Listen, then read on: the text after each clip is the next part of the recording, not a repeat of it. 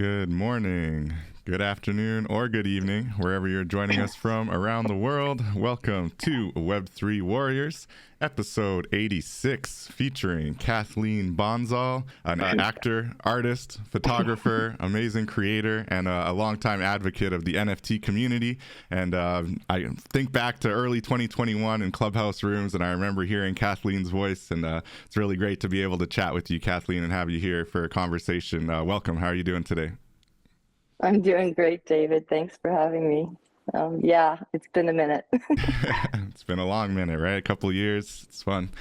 So welcome everyone to Web3 Warriors. I'm your host, David Krome. I go by Krome in the Metaverse. And today we're going to be talking about collecting and creating art on the blockchain in the form of NFTs, and really just how we see the industry, the market evolving, and how we find the experience of both collecting art on the blockchain and creating art as an artist, as a creator who's looking for new avenues of revenue and opportunity in this interesting creator economy that's really being built on the blockchain. So beyond just kind of simply creating and collecting NFTs, there's a lot of discussion around the state of the market right now, and like some people saying quote unquote NFTs are dead, and we have others who are still pushing forward and creating interesting use cases for NFTs. But nobody can deny that the market is a little bit quieter and has gone down in size since kind of the height of late 2021 or early 2022. But we are also seeing, as I say, a lot of artists that are still kind of pushing forward and making a way for themselves and creating revenue for themselves, and even new artists that jump into the space and are able to sell their photography on the blockchain or their artwork, or even create kind of bigger projects around it. The one area that maybe we haven't seen as much adoption more recently is in the PFP kind of conversation, which are profile pictures, and the idea that you sell 5,000 of them or 10,000 of them to really create revenue for your project, and then have a lot of promises for those 5,000 or 10,000 collectors or people who have purchased those. I think that part of the industry seems to be a little bit on the way out, maybe, or less attractive because of so many people that kind of got burnt with a lot of big promises, buying into these PFPs only to have them go down in value and be worth nothing. So it's a lot of conversation around that, and I think it depends on where you fall, on where you see the use cases for NFTs, as to whether you think the NFT market is going to recover, or whether it's worth it, or whether there is a future on the blockchain and in this digital space. So I think Kathleen is a really great person to have for this conversation, because you have collected quite a number of NFTs, as I saw on your OpenSea page. You're at around almost 300 or so, kind of similar to myself, proud collectors on the blockchain. But you've also created a lot of really amazing NFTs. We're going to be walking around your Spatial Gallery, where you've got some really cool photography and artwork on the walls here of your space in the Metaverse. So kudos to that. That's really amazing. I want to hear about your thoughts around why you've created a gallery in the Metaverse. But maybe before we dive into your experiences in the space, could you just share a little bit about your background and what brought you to Web3, and then we can chat about NFTs and where they're at right now. But welcome again. And yeah, what brought you to Web3? Thanks. Yeah, so it's a funny story. Ash Cooper Kearns. Familiar. And I knew Ash Cooper Kearns when she was 12. And I saw her on Facebook. I just have a small group there. It's all family and old friends. And she kept sharing stories about crypto, and I kept going, what is crypto? What is this? And I haven't seen her in years, and I came across an old photo from my son's birthday, and she was in the picture. And I sent her this photo and said, I don't know if you remember me, I'm Brian's mom, and I thought you might like this. And then she invited me to Jack's in Newport Beach and said, oh, if you want to learn more, come to this thing. So I went and saw her. I hadn't seen her since she was 12. So this is June of 2021, or 2020, 21. And so she invited me into Clubhouse, and that's how I met you, and every other person was in Clubhouse. And I believe Kane Mayfield was at that Newport Beach thing. And I joke with him all the time, like, how did I not meet you? There was only like 50 people there. We were all there together. But that sort of began it. And what was fascinating for me in the beginning was I had already had an art studio in Boulder, and I was already doing art. And it had been a lot of years, like, where I had moved a lot, and a lot of my stuff had been stolen by an auction company. I have this, everyone's got their art stolen story, right? So I had that too. but I'd also been doing creative things like for my ex-husband's business, and I had in the 90s I had already been doing digital art and learning to design in Photoshop. So I was doing just bits and pieces of everything. So the NFT space for me was a way to go, okay, I can use my photography from the 80s, my digital art from the 90s. I started painting in 2000. I got my degree in creative writing, but then I went back to school for art. And so I was just saw a way of incorporating it all into something I could put in my computer, and sold photography and things since I began, and the PFP things.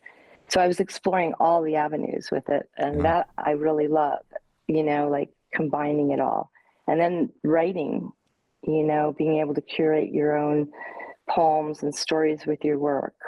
For sure. And have the control over the whole creative process. I love that.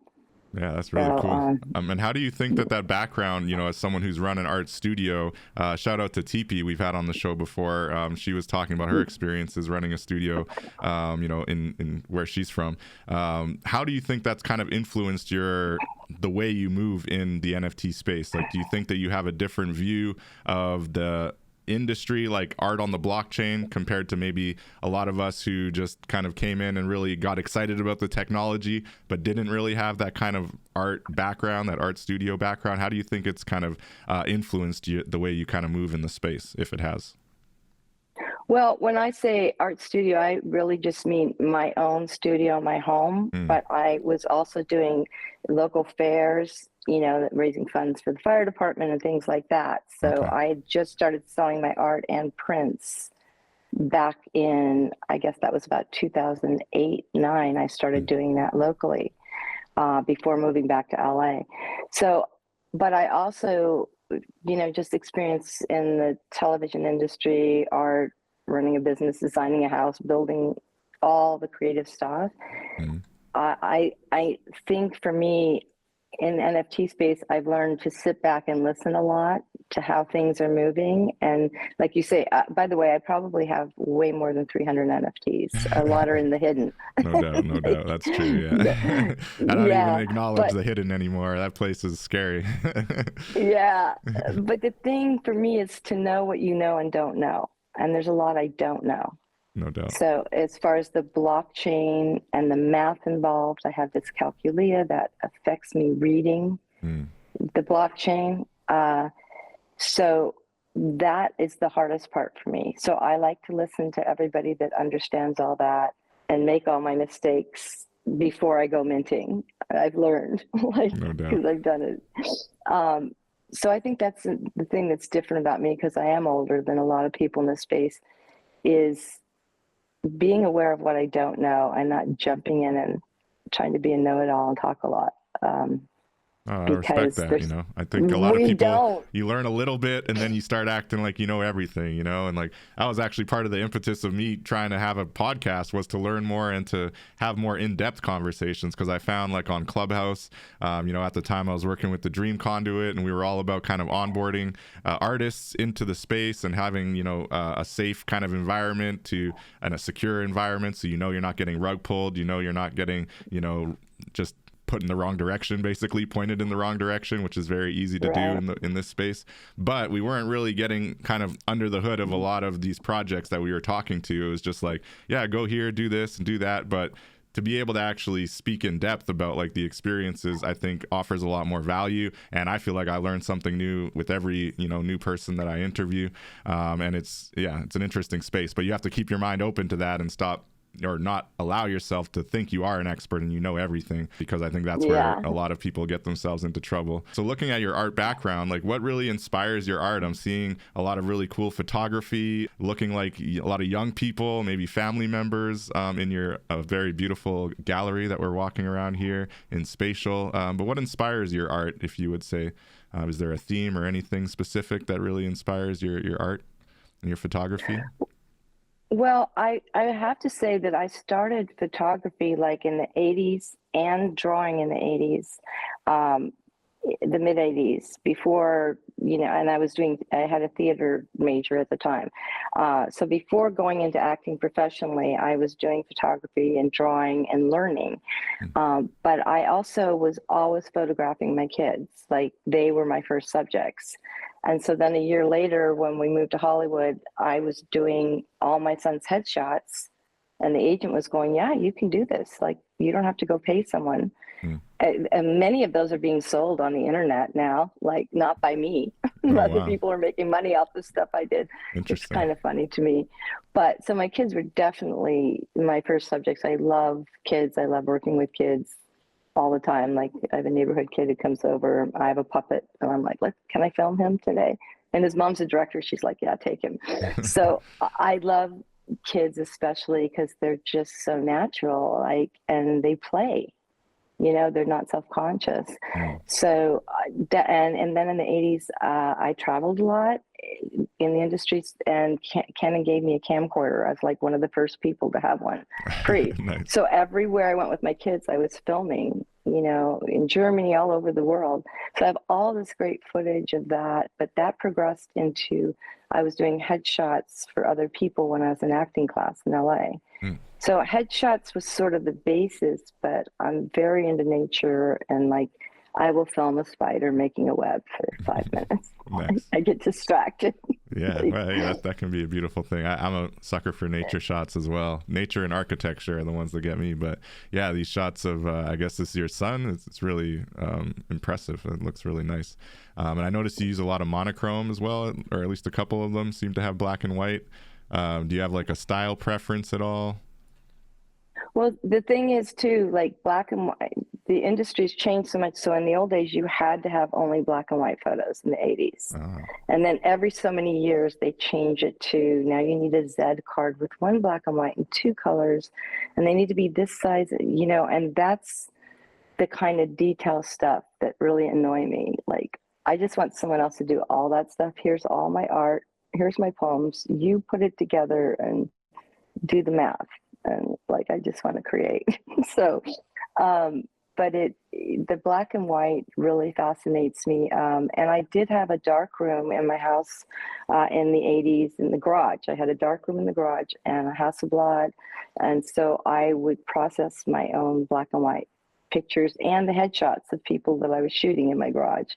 And it fascinates me, the whole play with the light. And I was also very influenced by Henri Cartier-Bresson. I don't know if you know him. He's a French photographer. So a class I was in, that was my first introduction to, like, more than just headshots, but the depth of the black and white photograph and filming real life shots, which he did in France. Like, I loved capturing moments in Europe, sadly of poverty, people eating off the street, but it's like to show the world, like, this goes on.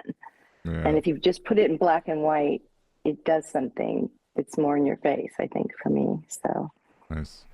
I'm looking at this image you have. It's called Grown Ups. Is that your son as well, where it's kind of stretched out?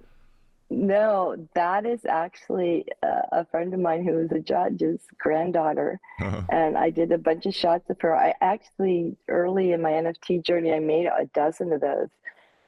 I don't know. Wait, is it the grown-ups or fed up? Grown-ups, yeah, with like the stretched out, where it looks like it's like half their face, and then it has their hands, and it's kind of a cool artistic kind of blend. It looks like it's collected by Jay Lee Walls. Oh, I don't know which one you're looking at. I thought you were looking at this other one. I did a whole collection of, they're called Fed Up Kids. And it's like a little girl, like, and it was sort of at the beginning of all the mess that was happening with the politics. Like, the kids are fed up with all this nonsense. Like, they're going, why is the TV loaded with politics all day? Like, where's the cartoons? Kids will be all right. We gotta just let them take over, I think. No, it's just a cool piece of art, and I do love how you kind of incorporate kids. The youthful innocence is always nice. So looking at like the other art that you have here, where it's, I don't know if it would be qualified as abstract, or just a little bit different. There's that witchy warrior, and there's a few other pieces along the wall here that look like they're kind of, I don't know if they use AI, or there's Infinite Wanderer. What are the other art pieces that you've created that are not photography? Do they always incorporate some element of photography? No, actually, the funny thing about Witchy Warrior is that piece was a competition that Gifted had for the Witchies. And that was my first featured artist piece. And what people don't know about that is that the eyeball and the sword and the headpiece are actually pieces I took from a photograph I took of my son when he was playing Alexander Rosenko on the set of Star Trek The Next Generation. He was Worf's son. So I had taken pictures of him on the set back in the 80s. And when they had the competition for the Witchies, I had seen these and I went, okay, now I know how to cut the sword out, the eyes out, and the headpiece out. So I'm going to take those and work with those layers. And then I'm going to make my first PFP like art. And so that's what, that was sort of the story behind it. Like if you're a Trekkie, you're getting the real eyeballs and the real sword, the real headpiece. So that was a lot of fun because that's where I went to one of my first IRL events. And Lola Menthol was there, and Motivate, and a whole bunch of us in LA, where it was, again, this connection with a group that also was very connected to Ash Cooper and everybody that was in Clubhouse. So that was interesting. Yeah, the first Very cool. PFP. And then the cool thing about the other piece is that was chosen for NFT Liverpool in London that first year. So Mondaire's gallery, that was quite an honor, and that piece was a hand-painted piece. I actually have the original in my bedroom still that I had done back in when I went back to art school. And it's actually 2 panels that I brought together to redo into one piece. So it's one of my favorites. Very cool. Definitely. Very cool. Yeah, you seem to do a little bit of collage stuff, or do you like to kind of incorporate your photography into, digitized kind of altered forms from what I gather? You speak to that a little bit? What's interesting is I have art on my patio right now that is outdoor art I did on boards like all those years ago that survived Colorado winters and everything. Wow. And I would print on a huge Epson printer, I would print sheets of rice paper of my photographs. Wow. And then I would decoupage them onto a board that I'd already painted a background. So maybe I'm pasting on a sunflower that I grew that's 5 feet tall because I had a big garden and I photographed my plants a lot. So I'd put that on the board, on the rice paper, and it's decoupaged on, and then I would paint layers over that. And now I still have those. And now I'm taking the photographs of those and putting them in Procreate and adding layers on top of that. I love it. Nice. Do you plan to mint those, or what are you looking to do with that? I'm really interested in doing more of the garden art because I live at the beach and I have a big community here of people that are older and retired that and there's fairs I can walk to. Well, I just talked about this with someone last night. We're going to do a booth where the guy with the Indian rum I was telling you, he has kids who do art. And I'm like, yeah, you get them to set up the booth. I'll bring all my art. They can make their 10% and we can go have drinks at the beach and we'll all make money. But I love outdoor art that you can put layers and layers of resin on and the weather won't touch them. So it's permanent. That's pretty fascinating. Do you find that nothing quite matches that physical art as somebody who's now, collected a lot of digital art and created some digital art as well? Do you think nothing ever beats the physical, the tangible, especially now with the advent of AI, right? It's becoming more and more difficult to kind of discern man-made versus computer-made, but when it's in the physical and in the flesh, I think nobody can deny, right? It's clearly was made by someone, usually. As robots start making art too, I guess it'll get to that eventually. But do you think that's the case? Like nothing ever beats the physical art? Yeah, I really do.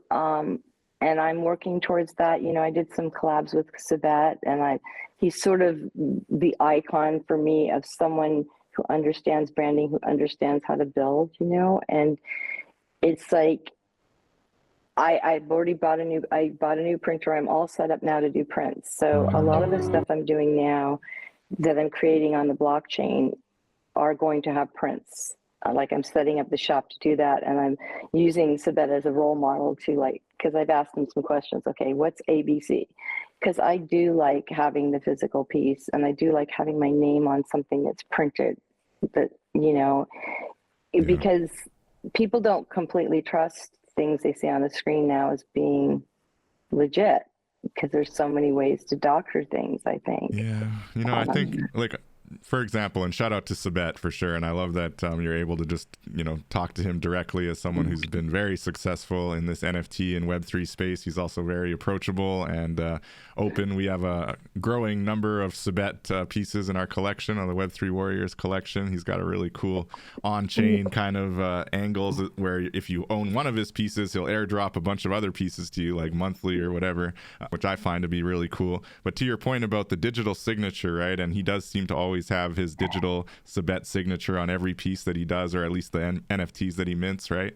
And I think that, yes, you could probably get to a place where you're going to be able to say, hey, AI, make me an art piece that looks like it's done by Sabet.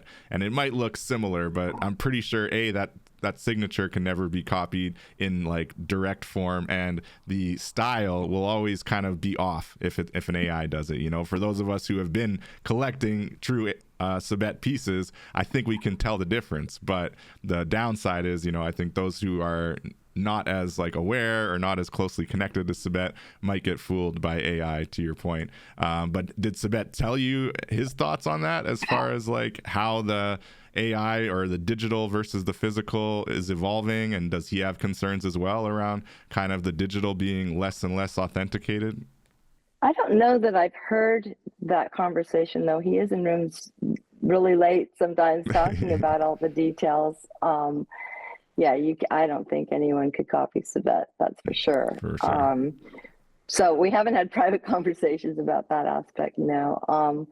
But I do envy that he just has one word signature, like, because Kathleen Bonsall so long, and I sign everything K bonds. Okay. But like, I should have just branded and started with K bonds, and everyone call me K bonds, I guess. I don't know. Like, Maybe, he's really smart that way. It works as a signature, like, though. I don't think it necessarily, like, your signature doesn't have to match, you know, the full name. I think it works. It's a cool nickname, K bonds. But short is good. Like, we know that. Short and punchy, so, yeah, for sure. Yeah, that's true. like the Krome. I know you were speaking to this project that Sabet is putting out, right, as far as Stratosphere, which is kind of a collective, collaborative project. Do you want to speak to that a bit? And you have a really beautiful piece of art that you have pinned on your Twitter. Anyone can check that out at Kathleen Bonsall, or X, as I should call it now. I still call it Twitter all the time. But it's a really cool piece of art, and you got the K-Bond signature on there. I see it. So what are your...